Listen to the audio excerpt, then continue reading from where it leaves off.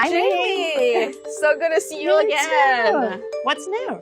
You know, a lot of good things. One of the largest global personal care companies has presented us with a term sheet. Well, congrats. Thank you. Yeah. Jamie is a fellow entrepreneur who started a product in the wellness space and then eventually sold her company for $100 million. So she's gone through this journey.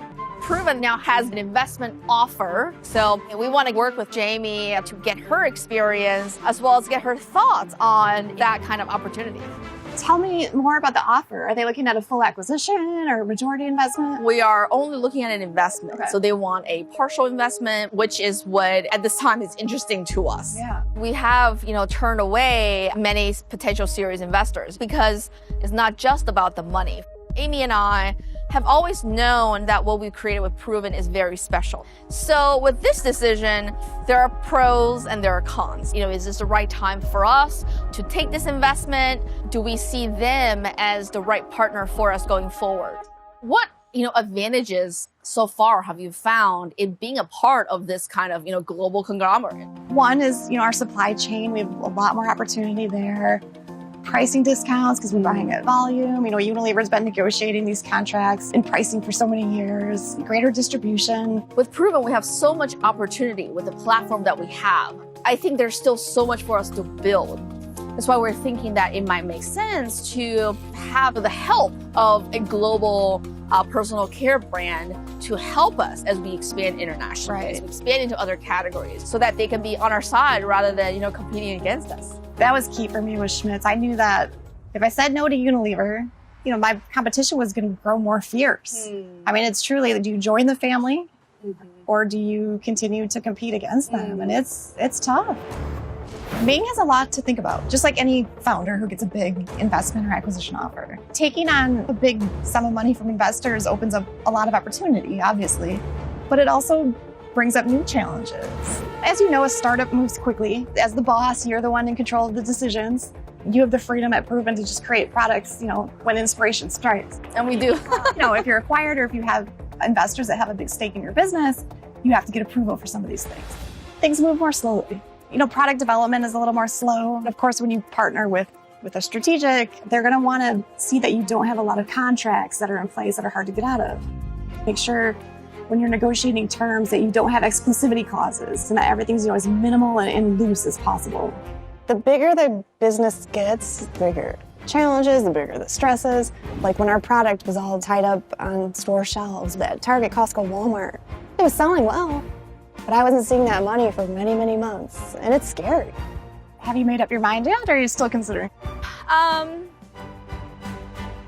I think I probably have to pay more attention to these potential partners or acquirers to just understand more about them. Thank you, Jamie. Yeah. Good evening. We are Proven. We are here to tell you about how we want to disrupt a $155 billion industry. We believe that everything that touches our body needs to be personalized and tailored to us rather than be generic and one size fits all, which is the current status quo. So we built the Skin Genome Project using AI. In the beginning, it's like, they're like, what is this? We created this online diagnostics tool that acts as a dermatologist evaluation.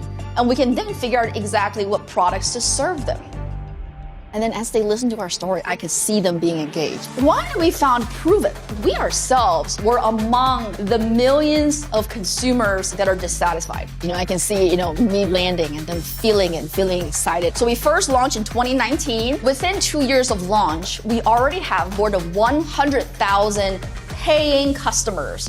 What's more, our average order value has actually been improving. Our purchase repeat rates have also doubled during this time. Even now, more than 70% of our customers purchase more than one set of our products. We can feel this energy and them catching it. It was great. So we're really building a business that we have high hopes of set up to scale. First of all, we have a huge unmet consumer need. Second, this is an industry that has high willingness to pay, which means we can charge premium pricing. In fact, our margins today are already higher than 70%. Third, this is a still growing market at 9% a year. And we have a recurring revenue stream, which means that every customer that comes in is valuable for a long time to come.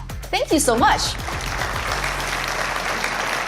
And now, Amy and I will take any questions that you might have. Everybody in this room would like to know exactly how to join in your next round. So you can go to invest.provenskincare.com. We just opened this next round, so you can invest already today.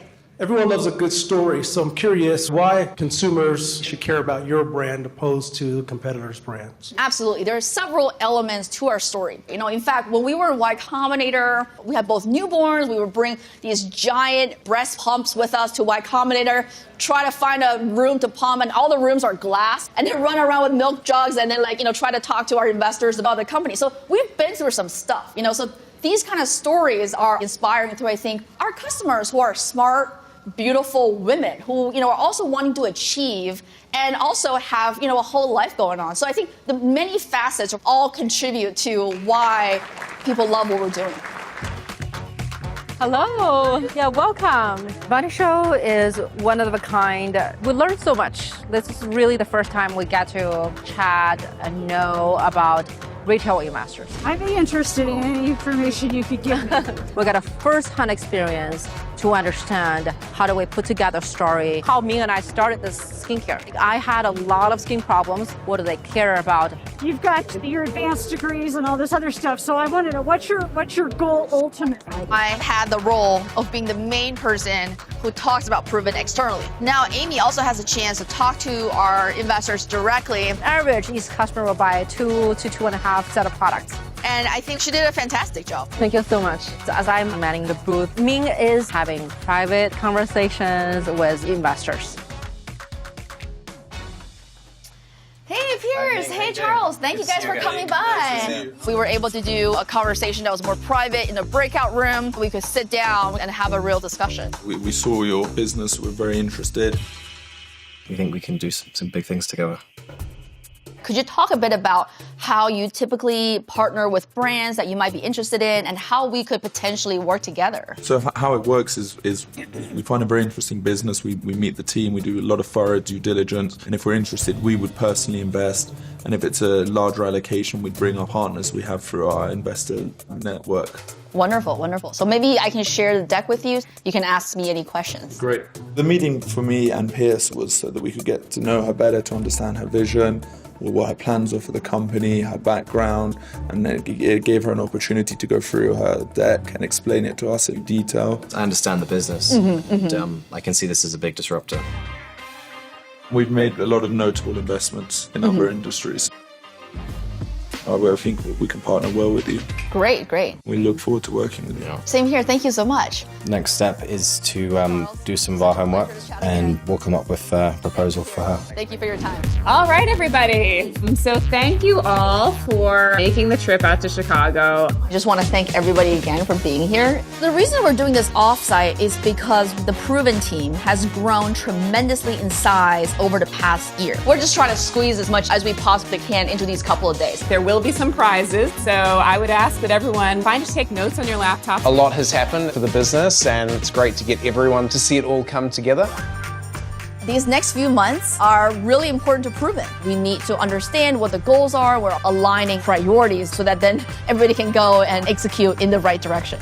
The differentiation of Proven with our data and personalization, these are concepts that everyone around the world is excited about. They all want to feel special and have products that are specifically tailored to them. That's why we're so excited to continue to tell this story. In fact, while we were in Vegas, we met these two potential investors. How much are you trying to raise? Our goal is just $25 million. They were there to look for high growth companies to invest in. Today is our follow-up meeting after that weekend in Vegas to maybe solidify our partnership. I'm familiar in the luxury space, and I have contacts with all of the major players in the UK. So definitely introduce you to some key decision makers at all of these accounts. Amazing. Can you talk to me in terms of your personal investment? So for myself, it'd be around $100,000 to $250,000, potentially more, and it would be around a 4 to 6 week time horizon. Probably do an initial amount to start with, and then I'll probably invest in several stages. Amazing. As you can see, there's so many opportunities ahead of us. Like, we're just barely scratching the surface across every category. We're completely ready to grow. We have the team from marketing, from product building, from technology to really build all the aspects of the service and product serving to consumers. The next slide shows the number of customers we've touched, which is now 100,000. And around, I think, 35,000 of them are still with us. We're finding better ways to learn from what has worked, what hasn't. We're also trying to improve the fragrance of the product, so there's still a lot of work to do. 10 years from now, there'll be a lot of customized skincare brands. We'll have to differentiate by being a brand that people have come to love and trust and know that the products work well. That will be why people stick with the brand and why we can become a lasting legacy. All right, guys. So one of the things that we're trying to do here is make some small tweaks to the scent profiles. If we can establish something that it becomes like iconic, could really elevate the whole experience. So we're looking for our signature scent. Yeah, so this is what we're doing. So one of the areas that we recognized was a challenge, and actually like a huge part of our cancellations came from people who were dissatisfied with the scent, particularly on some of our acne items. So today, I'm really excited to share several different potential paths forward. This is the order I'd like you to try them in. So this first one, which is white tea and sea kelp. You'll notice some top notes of the white tea, the sea kelp, but a bit of like mandarin and lime also coming through. Oh, refreshing. So then this one is bergamot and spirulina. So here you'll see a bit of like the bergamot and the mandarin coming through. It's a little bit sweet. No, this green tea and sea minerals. You hate that one? Yeah, I don't like this one. Okay, we'll put it to the side. Our customers are very loyal and supportive. And from them, we have learned a tremendous amount. Like every feature that we build, every product we're launching for them. We call them, we email them, we hear them. And that's how we know how to build this company. Now I would like you to smell the same ones in the acne base. This is the most difficult SKU Yes, that we have. I was working on a hand sanitizer project before I came over here. And one of the things that we talked about with that kind of like fragrance work is actually, it was important for people to smell the alcohol. And so you didn't want to like cover it up too much because that like is a strong signal of efficacy. Well like, masked. It smells efficacious, right? Wow, this one is really good. Okay, I like the sea salt too, though. Right. So I think we can try to work out a way to get some of these in front of consumers and get some of their feedback as well. Yeah. Perfect. Move to the next stage. Perfect. Thank you for the great work. Thanks a lot, guys. Thanks, team. The reason that this company has been able to grow at the pace that we've been growing is the strength of our team, the talent that we have. And that's really, a testament to all of you here. Certainly we're here to work and learn, but we're also here to have fun together. We've had great dinners, some fun activities. We got this, Ian. We got this. And what everybody is really excited about for this offsite is the fact that we are just scratching the surface and just at the beginning, and there's so much opportunity across all of these elements. Let's talk about raising money. That's a challenging thing, right? Raising money is fuel for a company to grow. It's funny, like I remember talking to a big company, they were like, why aren't these startups profitable yet? Well, that's kind of like expecting a toddler to like contribute to your household expenses. That's ridiculous, right? Any journey I think that's worthwhile should have its highs and lows. And this entrepreneurial journey is no different. What really excites me about the process of building Proven is, leading my team, is going after the next goal, the next business goal, continuing to grow our customer base and understanding more about our customers. Oh my goodness, I love the color already. I'm an idealist. I'm a scholar at heart. But then when I think about why I wanted to be a scientist, it's really trying to make an impact. And that's what really gets me up in the morning. Looks so much better than what we had. I think the resolution could be better, and that one the color is a little bit off. Ning and I have big ambitions as entrepreneurs. Essentially what we do is to match the best product in the market to the best audience that can receive it or benefit from it. Imagine proven vending machine right here. Yeah. Going public is for entertainment purposes, and at no time do the company, sponsors, nor any participants provide investment advice, endorsement, analysis, or recommendations with respect to securities. On Going Public, you're going to hear from 4 companies that are giving you an opportunity to invest through an exemption from registration with the SEC called Regulation A. These offerings have not gone through a registration process with the SEC and do not have the investor protection that it provides.